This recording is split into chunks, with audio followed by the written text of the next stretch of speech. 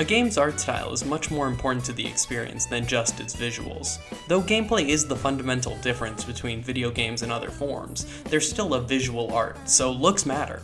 Ultimately, a game's visuals are the most memorable thing about a game, even more than gameplay. Sure, you may remember that super tough boss you beat, but what does that memory trigger in your mind first?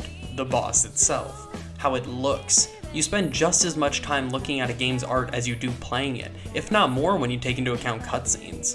Things like colors, shapes, and patterns heavily shape our memories of our favorite games, and even our least favorite ones.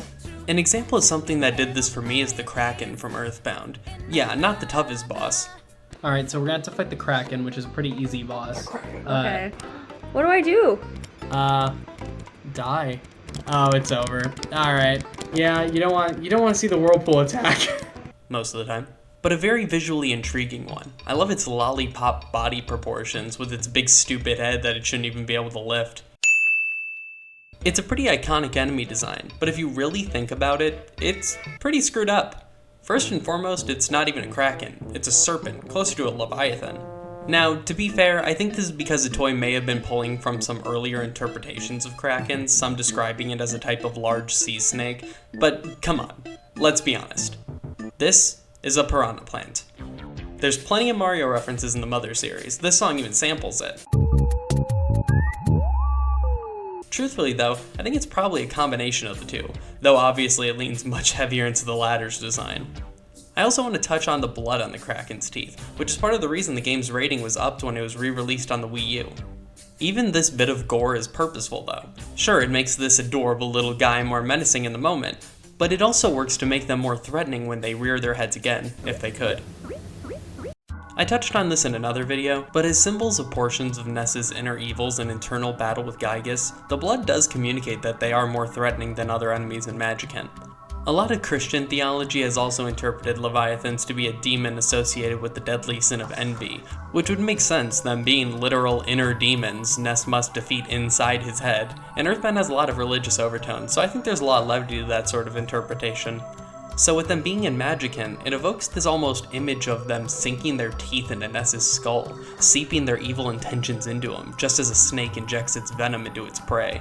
My friend Arcade's interpretation of the character is also one that I like, that it's Ness's idea of what a Kraken looks like it's one he saw in a dream or something, and got out of bed in the middle of the night to draw it. It's so charming, it just looks like something a child would draw. Again with its lollipop proportions, just so easy to remember that anyone could draw their own version of it and at least be somewhat accurate. People always say they love EarthBound's juxtaposition of lighthearted fun and the darker sides of humanity, and this is one of the best visual examples of that I can think of. Also, damn, that music goes hard!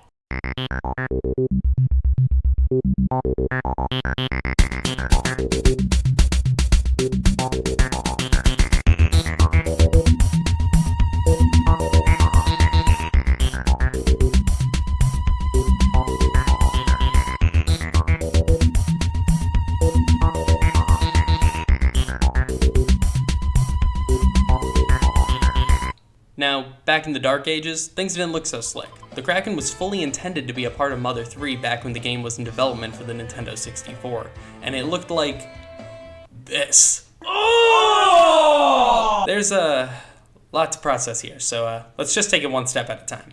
Firstly, this design marks a very clear divergence in each respective game's art direction. While EarthBound aims for a more playful, childlike approach to its art, Mother 64 went for a much more accurate approach. Bear with me. While this design has its own fantastical elements like the two heads, it ends up looking more like some sort of alien than anything like a sea creature. And yes, I understand. It was created with very primitive hardware when 3D games were only really starting to become a reality. However, overall, this more realistic approach that was envisioned kills the original fantasy meets your backyard style that goes back to Mother 1. But, even though this design is vastly inferior to the previous iteration, that's okay, because it was done so purposefully.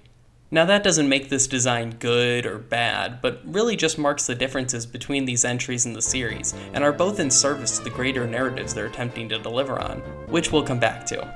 While the Oso snake in Mother 3 isn't one, supposedly many elements of Kraken 64 were repurposed for this boss, though the character's story relevance has been drastically reduced.